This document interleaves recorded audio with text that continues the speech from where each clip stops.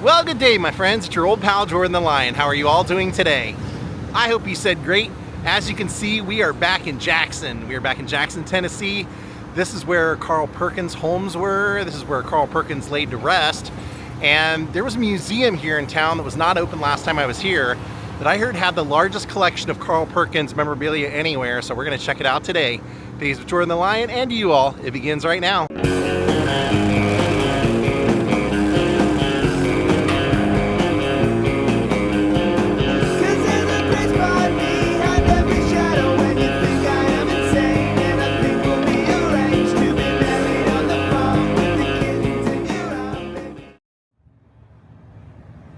And here we are. It's called the Carnegie Center for Arts and History.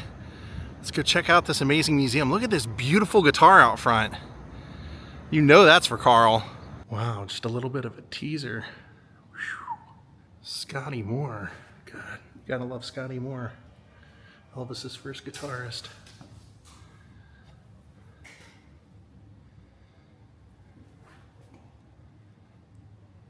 Look at the tribute to Elvis with all the Elvis pics. Right there at the top's Charlie Hodge, Waylon. Oh, there's all kinds of pics. Whole collection. Kiss, Rick Nielsen. This is the Legends of Tennessee Music Museum collection, of course. And then we have a couple of other exhibits in our rotunda.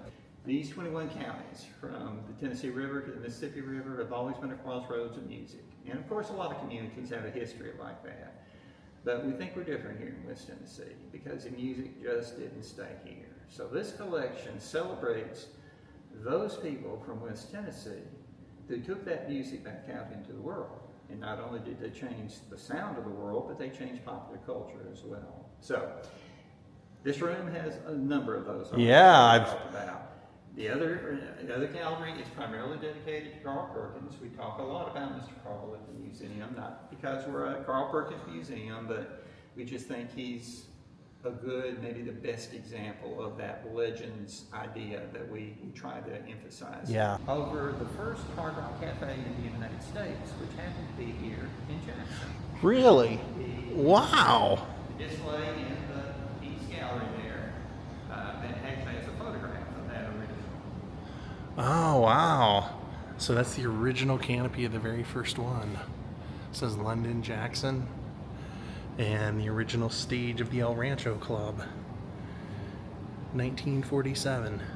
The black and white guitar that you see right there, that's the rarest piece that we have in the museum, and you're welcome to step up to get a closer look. That's a Harmony Stratotom Model H44. Harmony guitars made from 1951 until 1958. Now what makes that one unusual, that is Carl Perkins' first ever electric guitar. Wow. Now if you take a close look at the headstock up there, you'll notice something unusual. You don't see the Harmony name. Yeah. Now normally that's where it's going to be.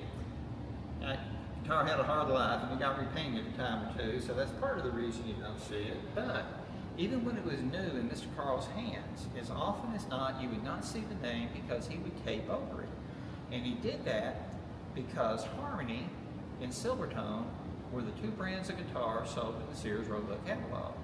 And apparently Mr. Carl didn't want folks to know his first electric guitar came from Sears. Oh, wow. So he taped over the name and hoped people would think it was a Gibson because that's really what he wanted when he got it. Now in that picture below, you see Carl actually playing that little peanut body guitar. Yeah. That's the Perkins Brothers Band. That's how he performed in the early days with his two brothers. Yep. Taking on the Doghouse bass there, he was the baby. And JB on the rhythm guitar was the elder brother. Now in that picture, the boys are at a place called the El Rancho Club. The El Rancho was a honky-tonk here in Madison County, one of the places they played in those early days. So the boys are on stage at the El Rancho, this stage right here. That's amazing. Because W.S. Holland, who was Carl Perkins' drummer, and then later he'd be Johnny Cash's drummer for almost 40 years. Yeah. W.S., like Carl, continued to live here in Jackson as an adult. So when they tore down the El Rancho, he rescued the stage and eventually donated it to us here at the museum. That's wonderful. Yeah. Isn't that amazing? Now, where this bass drum is sitting is about where Carl would have been standing on a fall night in 1955. Actually, it was October 21st, 1955. Boys are playing at the El Rancho. Of course, the kids were dancing out in front of them. And Carl noticed one couple in particular because the young lady was dancing up the storm. She was jitterbugging all over the place. Yeah. But she kept stepping on her date's feet. And Yep. every time she did, he would tell her, "Don't step on my suedes." He was wearing a brand new pair of suede shoes. Well, Carl heard that. And he got to thinking about it. And of course, when a songwriter thinks about something much, a song's not too far behind. That's what happened that night. He went home, couldn't get to sleep. 2:30 in the morning, he got up looking for a piece of paper to write down a new song. Could not find paper anywhere in the house. But he did find a brown paper potato sack with 4 potatoes in it.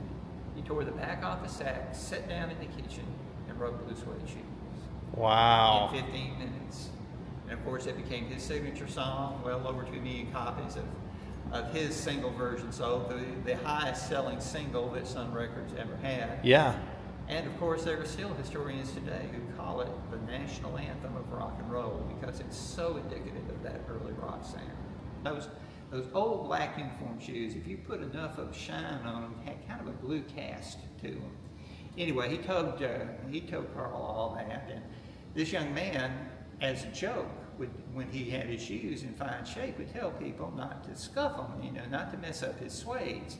A joke because suede shoes, of course, were expensive at that time, and these were just his GI shoes. Now, Johnny always claimed that was the inspiration, but as you know, whenever Carl told the story, and when the family tells the story, it's that there was the fight out there on the dance floor, yeah. Out on the El Rancho, yeah. Stageware, a lot of interesting photographs. About a half of the instruments that you see in the cases are instruments that Carl owned and used at one point or another. The others are just decorative. That one he wore on the Johnny Cash show, it says. Yes, it is. Nice. Carl was the most frequent performer on the Johnny Cash show when it was running in 71 and 72.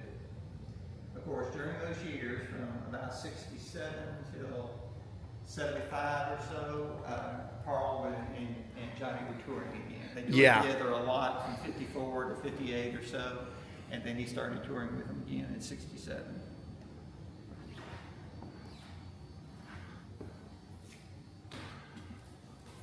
Wow, look at that one. Yeah. Space tone guitar used on Johnny Cash tours. Carl actually had 5 of those guitars in different colors. Didn't really like any of them.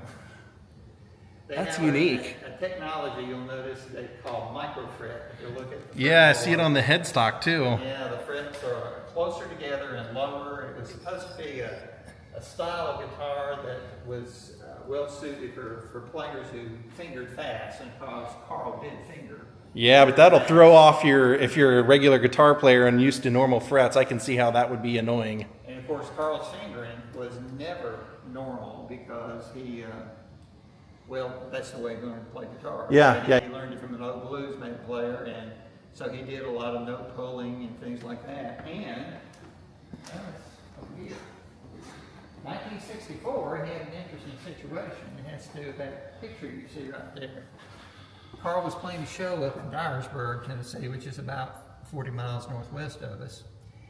And when the show was over, he was walking off stage, of course. Now, they had these big industrial fans up on the stage to cool the band off. Well, Carl was stepping off the stage and taking off the guitar strap and doing what you do when his left hand slipped and got caught in one of those fans. Oh, wow. It was a serious injury. So bad, in fact, that Miss Valda, his wife, had to talk the doctors out of considering an amputation. Yeah. They didn't, and the hand began to heal. But the doctor told him, Carl, that little finger, it's broke so bad, all I can do is set it straight or set it crooked. For whatever reason, Carl told him to set it crooked. But it meant after 1964, Carl was basically a 3-finger guitar player. Because the best he could do was just kind of twist around and get that little finger up to mute the bottom string a little bit. But in terms of fingering, he was a 3-finger player. In fact, we've got a picture of a lot of great ones were. Oh, yeah. Jerry Garcia. You know, George Harrison and Eric Clapton always appointed Carl Perkins as a mentor in their guitar playing. And it turns out Eric Clapton's a 3-finger player. As you see him play, and you see that little finger curled under. Yeah. This picture is from, 89, 90, somewhere in that vicinity. That's great. I love that. Yeah. What else do we have here? Great costumes. Back when people really cared about what they look like on stage. They did. Those two, the mauve and the blue, are my personal favorites. I was always fascinated by the embroidery on it.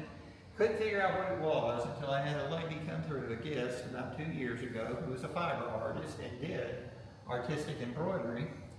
And she looked at it and she convinced me that what you see are the stages Cotton? of a cotton bowl. That's what I was thinking, because of his background and everything. Yeah, and it's perfect for that. And that's just exactly what it looks like, from a bud Sure does. up to a full bowl. Because if it weren't for music, you know, its potential, he would have thought that that was his only lot in life was to be a farmer. Well, not even that, because his family were sharecropped for, well, when he was born, they were sharecropping, and did until he was about 13 or so. Weren't they the only white family that wasn't owners? Yeah. That tells you a lot. There weren't many, but they were some. And that kind of family history, apparently his grandfather was involved in some disputes with the cotton cartels at the time. Oh. And it got very nasty. There were night riders and other things up in Lake County that were involved in all this. You don't hear about that, but that certainly makes sense. Anytime there's money to be made, somebody's going to be trying to horn in on it. Well, when Carl was in his early teens, they moved to Demas, which is a mill town south of Jackson. So his dad could start working in the mill there. Now, Demas is part of a neighborhood of Jackson now. Oh. Look at that one. Yep. Blue suede shoes all over it, the tassels.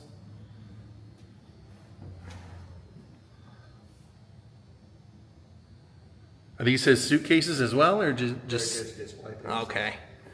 I see you have a lot of great photos. Now, we do have a tour case in that end one that you were looking at. That's Yeah, I saw that. That's great. I love how many guitars. Now, this is Carl's guitar. This one.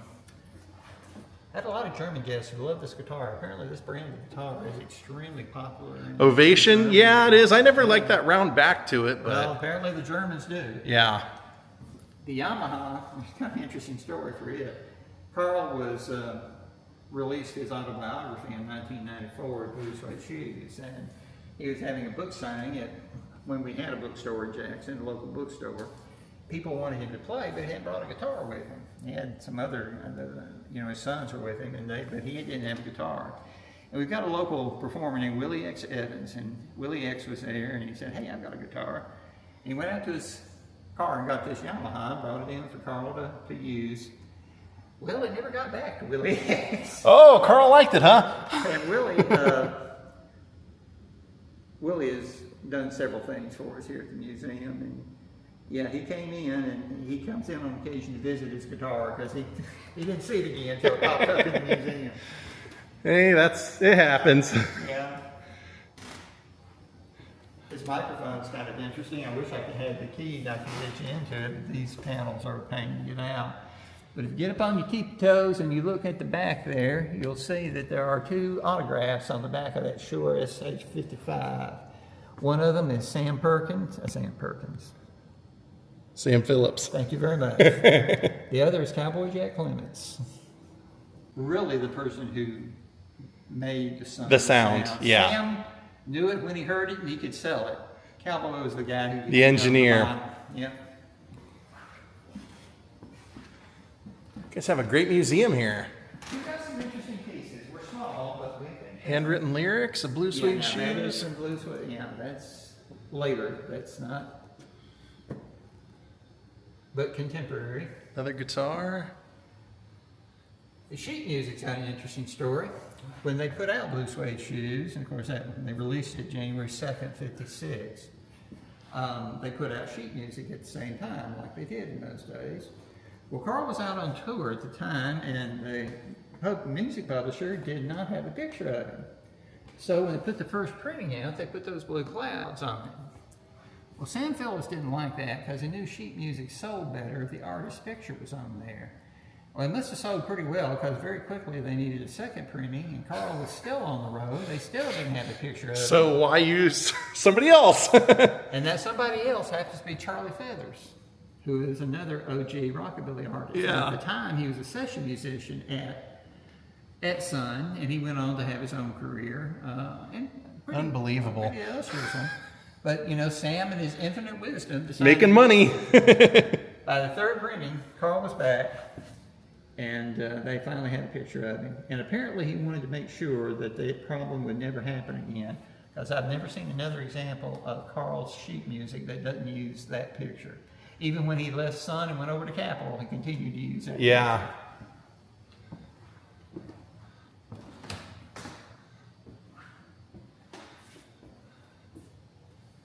Silvertone. We've got a lot of silver tones and harmonies. These are decorative, and you can see we got them up on the walls here.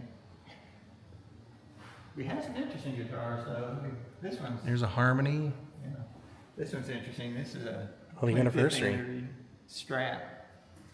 And of course, last year was the 70th anniversary of the Stratocaster.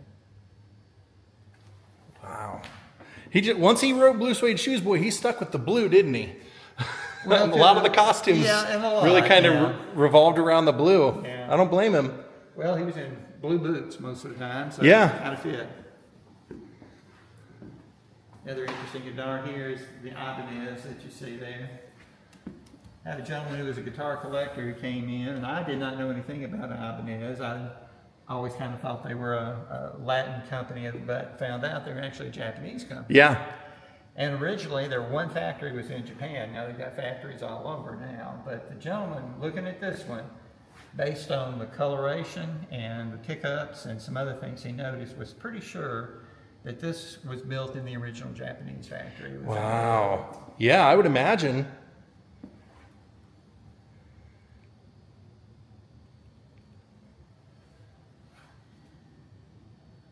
Yeah, those are really historic guitars. I think George Benson was one of the first people to start playing one and make them famous, because he said it was kind of an unknown company at the time, but he just got a sound out of it. He couldn't get it out of anything else. Yeah. Of course, the legend is after Blue Suede Shoes, Carl Perkins never had to buy another guitar in his life. Everybody wanted him to. Oh, I bet. Take a gift, yeah. So we've got the Ibanez, there's another harmony there, we've got a Peavey here. I did not know that Peavey made guitars, I just knew them for amps and amplification equipment. And this is my favorite one, this Gibson. It's a Les Paul Custom. Yeah. Just beautiful with those gold pickups and gold tuners and gold bridge. I used to have one exactly like it. Oh, it's a lovely instrument. They age and get a nice yellow to them. This one has not aged as much, I think. I don't know if it's because now about 90% of what we have in the museum in this collection currently comes from product collectors. Oh. And in fact, the largest majority of it related to Mr. Carl comes from a gentleman named Randy Williams, who's a local businessman, great guy. He is, but he's got a couple of problems in his life. One is he's a massive collector. Major Carl Perkins. Pleasant problem to have. He has one of the largest collections of Carl Perkins memorabilia. And, well, Randy can't walk past a guitar without buying it, so we've got a lot of guitars as a result. Pleasant problem for you. You mentioned he was an inspiration to George Harrison. There's George, Carl, and of course, Ringo, George, and Eric, all down there. And did I hear that Paul McCartney purchased the rights to a lot of Carl's songs? He was such a big fan. Actually, Carl passed away in January of 1998. About in 2003, Paul McCartney got in touch with Stan, who was managing the estate, and offered to purchase Carl's catalog. Well, the family didn't want to sell this catalog. But Paul just immediately came back and said, well, that's fine, but we'll be happy to, for his music company, to manage the catalog for you. That's a great... Which they were agreeable to. That's what I'm going to say, because you almost want to sell it as the family, because you know if Paul McCartney gets it, he's going to make sure that Carl's name lives on forever. Well, but yeah, that's... I mean, I think the fact that he was willing to take that... Me too. I think that says a lot about Paul. Yeah. What's this? You have the anthology over here signed. What is the story behind that? I'm not really sure about the I see Carl signed it. Yeah. I can't. Everybody's really trying to be my baby, it says. Yeah. So maybe it's they covered his song on there. Well, they did. The Beatles actually released 3 of Carl's songs. Everybody's Trying to Be My Baby, Matchbox, and Honey Don't. Yep. In fact, Carl had a long-standing friendship with all the Beatles that went back to 1964. Now, in 1964, Carl found out about the Beatles just like we all did during the first tour. But the story goes that he wasn't exactly sure that these guys from England kind of met the definition of masculinity for a Southern boy from West Tennessee. Oh. But 64 was also the year he was going to tour Europe for the first time. Yeah, with Chuck Berry, right? He did. But Carl didn't want to go. He had pretty well decided his career was done, that rockabilly was done, and he was ready to go to Barn. But Chuck wanted to go. And little did they all know.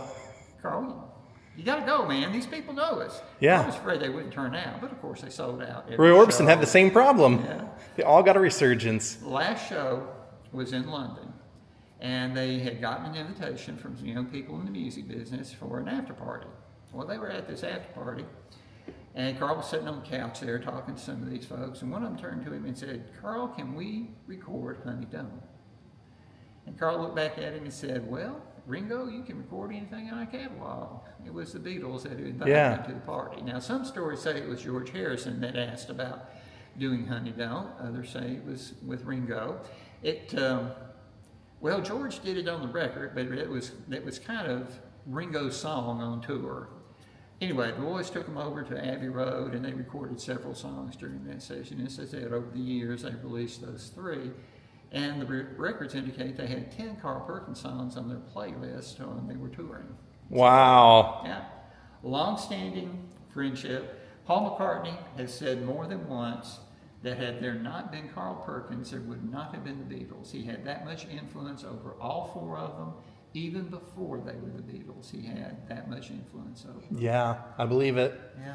I've heard them all. I mean, the amount of people that have called Carl Perkins one of their biggest influences, I mean, it's pretty much everybody in music from the 60s that you can name. Yeah, well, I mean, Eric Clapton, we've already talked about him. Yeah. The impact that it had, and I mean, Johnny Cash,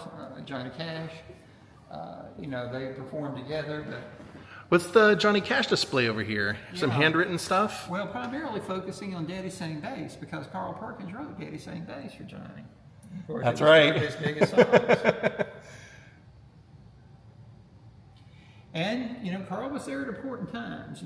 Johnny Cash's 2 most famous concerts are probably Folsom in 1969 and, 68, and then San Quentin in 69. Yeah. And,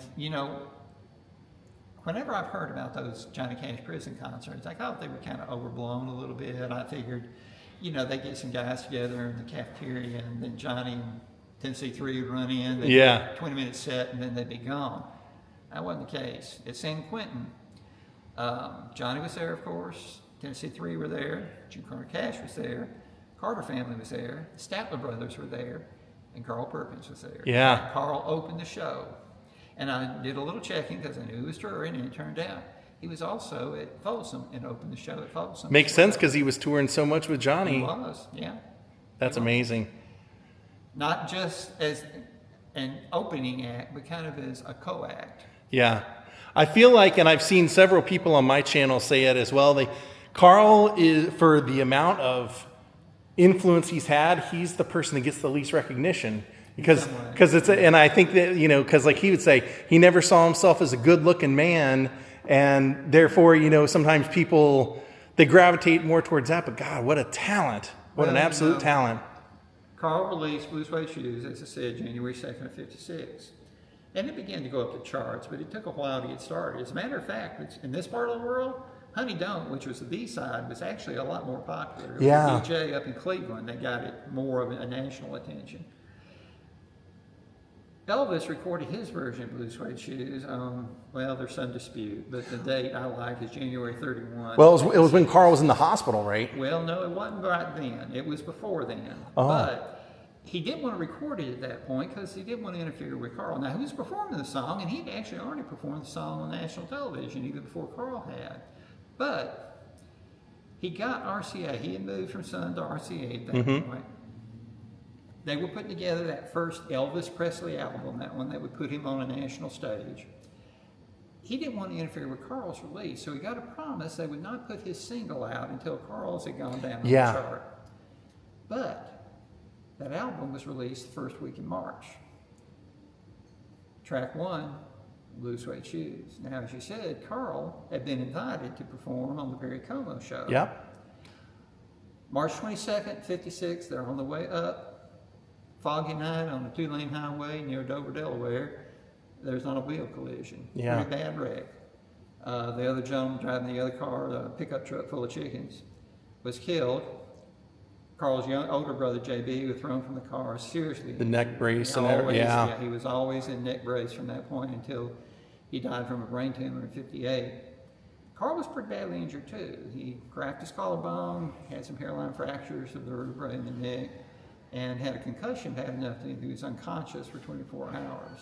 Well, that pulled him off the road for several weeks. And just when he was supposed to be the face and voice of Blue Suede Shoes, well, Elvis just immediately went up. And everybody today, if you ask who wrote Blue Suede Shoes, will tell you Elvis did it. Yeah. That Elvis wrote it, he didn't. He recorded it first, he didn't. That he charted highs, and he didn't. All that was Carl. Yeah. But it did help sell some records, so you know, and a blessing in disguise. Well, Carl was, in later years, a lot of folks wondered if that had not been for that foggy night, if his career would be different. And they asked him about it, and he was pretty philosophical. He said that, you know, Elvis had the looks, he had the manager, he had the talent, and he didn't have a ring on his finger. I had 3 kids. Yeah. He knew he wasn't going to be the romantic hero that Elvis was. So he got pretty content. Later they asked him about that relative lack of fame that he had. And, you know, he said he had a lot of friends from those years, and they had lost their families, they had lost their health. Yeah.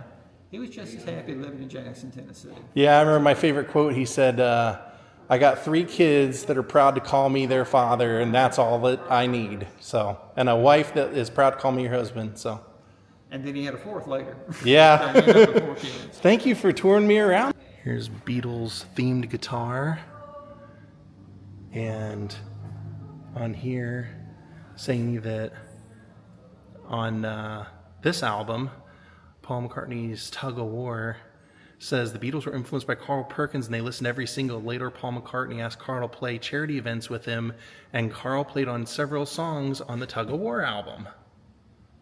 Here's his award for Let Me Tell You About Love and his cowboy hat. Well, my friends, we are going to call it a day here. This has been pretty amazing to see. If you can make it to Jackson, Tennessee, please do. Look at all this stuff. Wow. Rock and roll history at its finest. What an amazing collection they have here. I had no idea that they had that many clothes. I wasn't sure what they had as far as personal memorabilia, but I had seen that they had the biggest one to Carl Perkins anywhere, so that was worth it. A lot of that stuff, as we saw, were private collection stuff. There's also a mural here in town that I want to check out, so let's go over there. It's about a block from here. So here we have this amazing mural. It says rockabilly music was born in the dance halls of Jackson, Tennessee. Quoted by Jerry Naylor. You can see Carl up here. It says, and the beat goes on. That's Paul McCartney. And then down in the corner over here, someone who recently passed, Wink Martindale. Musician and game show host. Very recently passed. Well, we're gonna call it a day from Jackson, Tennessee.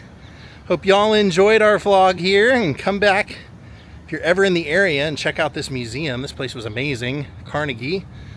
But thank you, Chris Hammond, for becoming my newest Patreon, helping to support this channel and all the adventures.